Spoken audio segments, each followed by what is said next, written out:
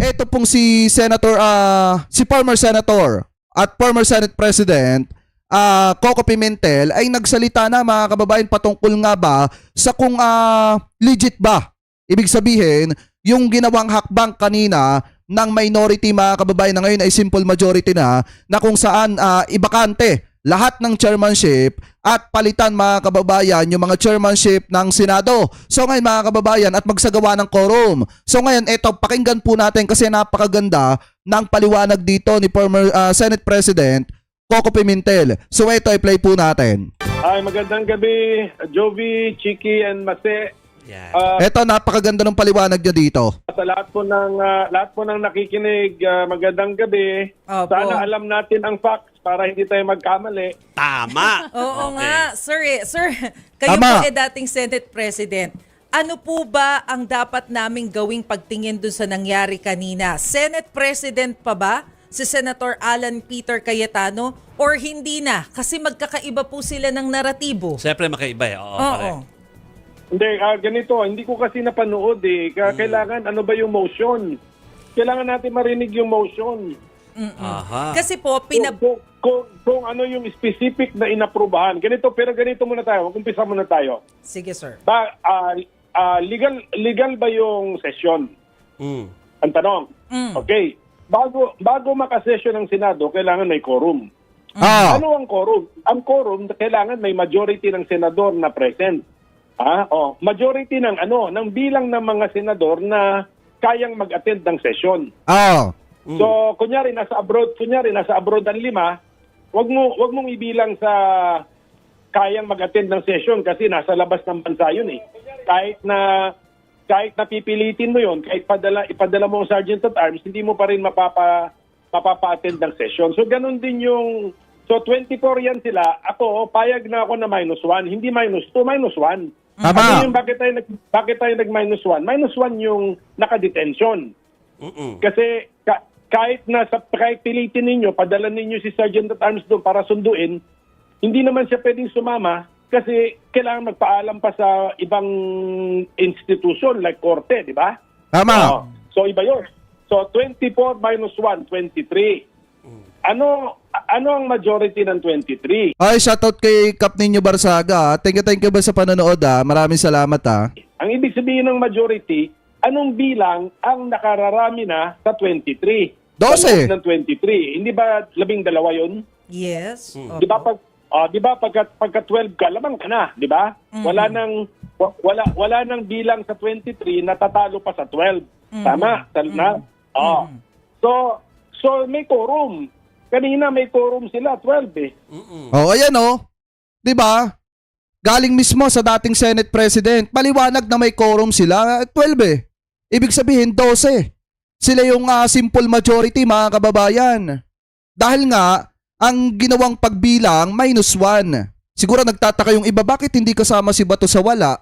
Kasi mga kababayan si Bato nga anytime, anywhere, pwedeng sumulpot basta yan dyan.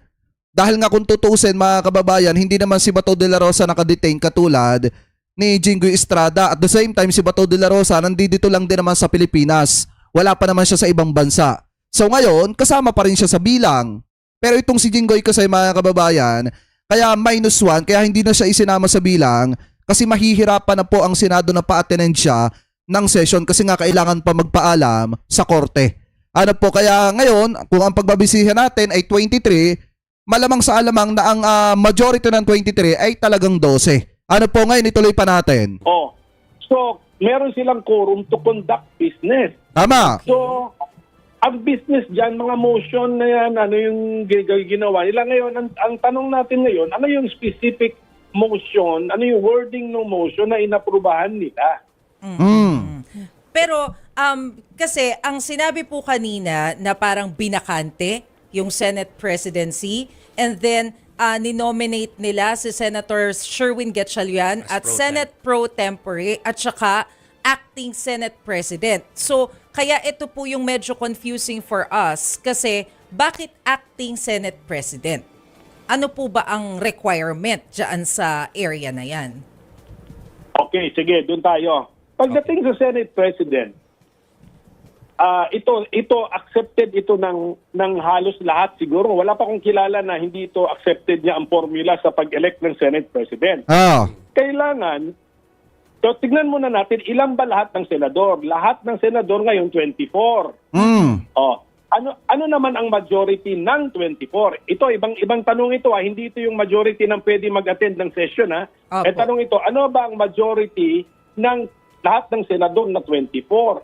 Ano naman ang bilang na nakakalamang nasa loob ng 24? Hindi ba 13? Tama. Ang Senate President, kailangan ang boto mo bago ka matawag na Senate President, kailangan 13. Okay. Ngayon, ang tanong, kunyari merong 12, legal ang session nila kasi may quorum nga sila dahil 23 lang ang pwede mag-attend dahil under detention yung isa. Can they declare the Senate President position vacant? Hindi ba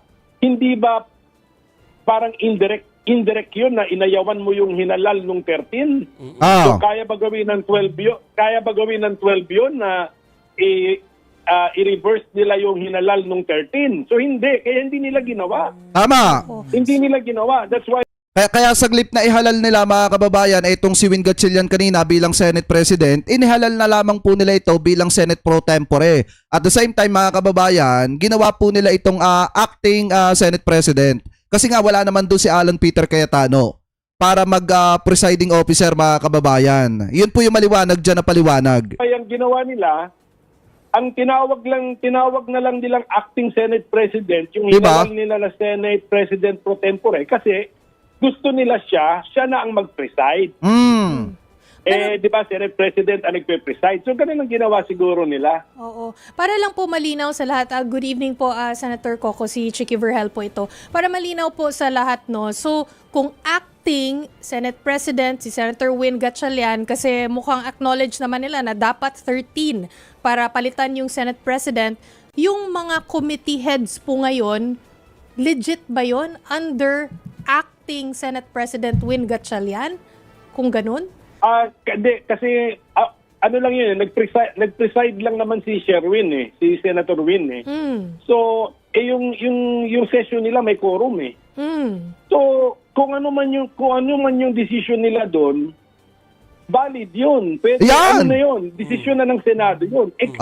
Taliwas dun sa sinasabi ni Alan Peter Cayetano na illegitimate daw mga kababayan na itong si Senator Erwin Tulfo na chairman ng Senate Blue Ribbon Committee. Ang tunay daw, ang legitimate daw ay itong si Senator Pia Cayetano mga kababayan. Ngayon, sinabi ni former Senate President Coco Pimentel na since may quorum yan, lahat ng aktibidades na ginawa dyan, legit yan. Diba? Ibig sabihin, ano yan, valid yan. Lahat na naging aksyon nila dito. Except ang mga desisyon na kailangan may mga minimum na bilang katulad ng paghalal ng Senate President. So, if that's the case, sir, technically, si Senator Cayetano pa rin ang tumatay yung SP. Ganun po ba? Kasi walang 13 yung kanina. Yan ang ano po hindi ko na witness yung hindi ko na witness yung nangyari, pero kahit yung term na ginagamit nila, acting Senate President, ang gusto nilang sabihin merong Senate President na absent lang, hindi ba? Tama. So, ito po, kahit na number 1, hindi natin alam kung nasaan si Senator Bato, and number 2, nakakulong po ngayon si Senator Jinggoy. Doesn't matter. Okay.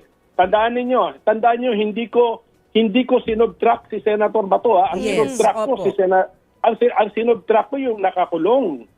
Si Tama. Senator Bato, anytime pwedeng magpakita diyan. Senador yan, gagalangin ninyo yung presence niya. Kaya Tama. pero narinig ko si Senator Erwin, sabi niya 24 minus 2. Disagree ako doon, 24 minus 1.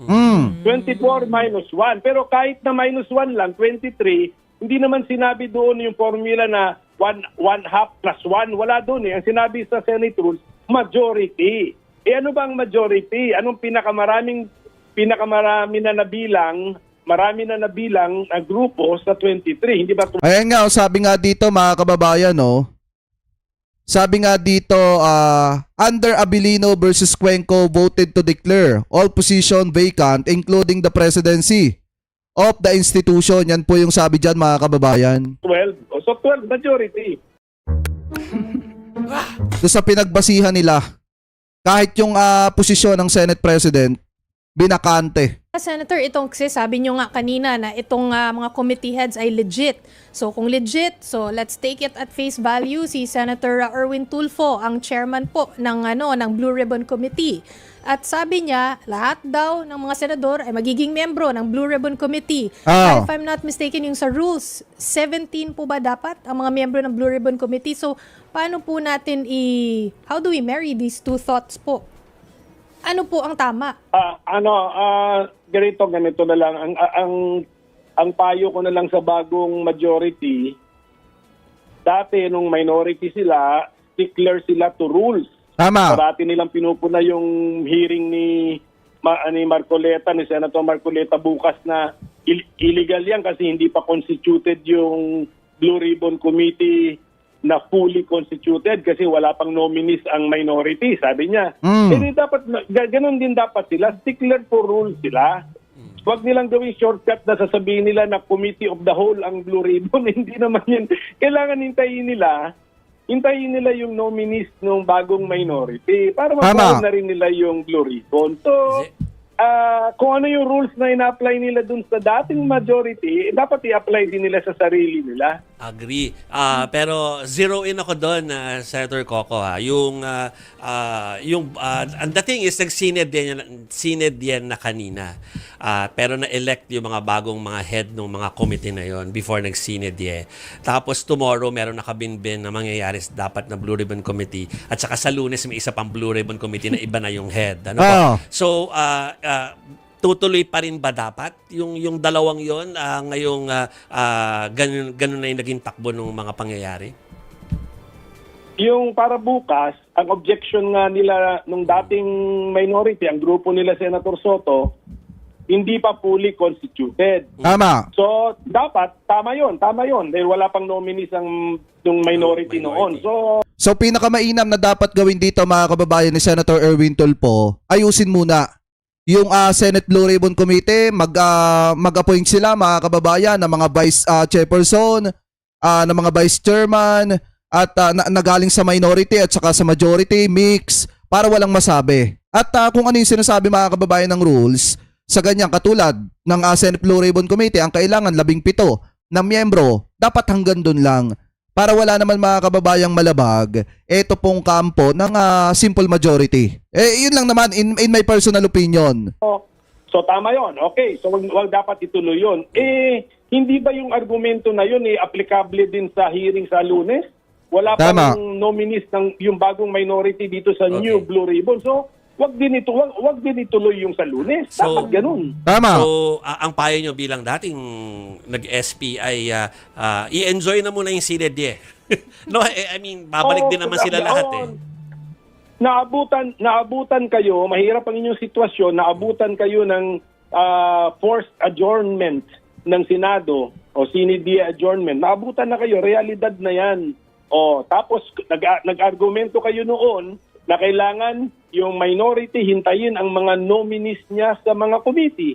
Hindi gawin nyo rin sa sarili ninyo ngayon yan. So, ganun lang po yun.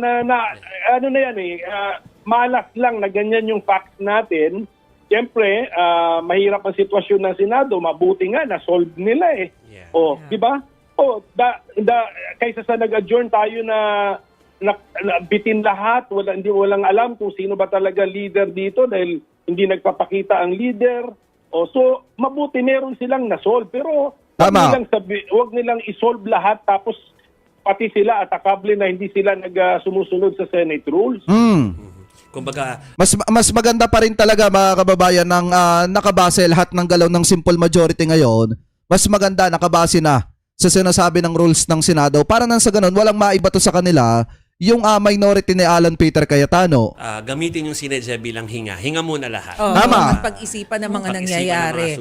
Pero paano, Senator, kung magkaharap, for example, ang acting Senate President at ang Senate President, I mean, what will happen?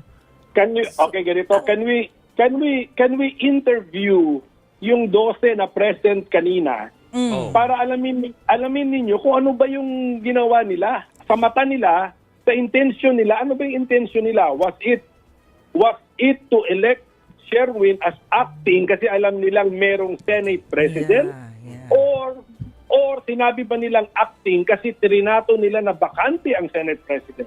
Dalawa Tama. lang. Okay. Naku, panghuli na lamang, Senator Coco. Alam niyo si Senator Coco Pimentel, ay parang alam ko marami na siya nagawa even before siya maging senador or lawmaker. Pero parang kasabay nung pumasok ko sa industry nandiyan na siya, no?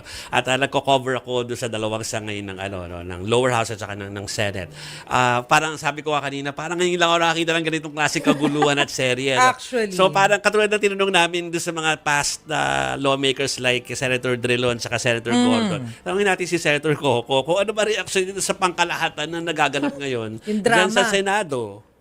Yung drama daw, yung drama daw. Disappointed tayo. I mean, hindi tayo masaya sa nangyayari sa Senado. Pero tulad ng sinabi ko kanina, I think congratulations are in order kasi nakasolve sila ng isang problema. Tama. Yeah. Nakasession sila. Oo, bago nagsinidye. Diba? Okay. Kasi what is the Senate for? That is a democratic deliberative body para kayo mag-session, para kayo mag-discuss. At least nakasession sila. So congratulations sa kanila, nakasolve sila ng isang problema. So, ibig sabihin, problema pala itong si Alan Peter Cayetano, mga kababayan. So, ibig sabihin, problema pala yung ginagawa ni na Alan Peter Cayetano dahil hindi nakakatulong. Di ba? Kasi mga kababayan, itong nangyari kanina, talagang pag-solve sa isang malaking problema sa Senado to eh. So, ibig sabihin, malaking problema talaga si Alan Peter Cayetano. Pero marami pa yan. Kasi nga, alam mo bakit maraming problema? Yes. Kasi it is a deeply divided Senate. Yeah. Hanggang ngayon, it is still a deeply divided Senate hanggang ngayon. Pero pag tinuloy po yung Blue Ribbon Committee hearing bukas, which is yun nga po ang gusto ni SP Cayetano, ano po ang maging legitimacy? Ano po ang magiging bigat niyan? Dati pa ako, ang opinion ko dati, kasi kung hindi pa talaga constituted ang committee, parang ano lang yan, parang briefing ng isang senador, isang opisina ng senador na nagpatawag ng briefing niya. Tama. Pwede naman yun eh. Dapat pinagbibigyan ng mga senador kung gusto niya ng briefing, bigyan siya ng briefing, hindi ba? Yeah. Okay. briefing. May last. Agree ba kayo, Senator, na yung sa term, para hindi na namin magamit kung mali, na lame duck SP si SP Ayan. Ito. Lame duck. Ito yung tawag ng taong bayan ngayon eh. Cayetano? Ayaw ko kung lame duck ang proper term, pero magiging actually ineffective na eh. Ineffective because lahat ng ruling niya as SP, pwedeng emotion na nung isang senador na I appeal the ruling of the chair. Parating pupunta kayo niyan sa body. Yung body, kung disiplinado yung 12, parati silang solid, di parati nilang i-overrule ang ruling ng chair ng Senate President. So, para kang para kang naging ineffective Senate President na yung decisions mo, hindi mo ma-implement. Yes. Okay. Mas masakit, ito cut na natin dito mga kababayan ha. Ito, mas masakit to kaysa sa lame duck, yung sinabi ni Senator Coco Pimentel, ni former Senate President. Mas masakit yan kaysa sa tawag na lame duck. Kasi pagka ganyan, di ba parang hindi ka na effective, kasi anytime pwede kang kontrahin nung mga majority na hindi mo hawak. Parang ano ka lang yan mga kababayan, parang tuod. Nakahoy ka lang yan na hindi na gumagalaw. Wala nang bisa yung mga salita mo. Bilang Senate President, sa madalit salita, pinuno ka na walang kaharian. Hari ka na walang kaharian. 'Di ba kasi wala na nakikinig eh sa mga desisyon mo at mga sinasabi mo bilang Senate President. Kaya mas masakit to mga kababayan kaysa sa tawag na lame duck. Kasi lame duck, ano ka lang nun eh, Senate President ka pa rin, pero hindi mo na kontrolado yung majority mo. Pero dito maliwanag na hindi ka na pakikinggan. Di po ba mga kababayan? Ineffective po eh. Depektibo. Kaya nga, di ba? Ibig sabihin wala ka ng halaga nun. Kaya anong pinakamabutit, pinakamaina mong gawin? O di mag-step down ka na at kausapin mo na yung mga nasa minority mo na tumalo na yung iba, lumipat na. Dahil depektibo ka na, hindi ka na pinakikinggan sa madalit salita. So ngayon mga kababayan, ito yung isa sa pinakamagandang paliwanag patungkol po dito. At kahit papaano nagkaroon tayo ng kaalaman patungkol po mga kababayan do sa Abilino versus Cuenco. Kasi ngayon ko lang din nalaman yon na may ganun palang nangyari noong 1949 ata yun. Pakitama na lamang po ko kung ako po ay mali. Kasi nakalimutan ko kababasa ko lang, nakalimutan ko agad. Anyway, mga kababayan, kayo po, kung kayong tatanungin, ano po masasabi nyo hingil po sa usapin na yan, sa issue na yan? Comment below na lamang po ha kung ano po ang comment at opinion po ninyo hingil po dito.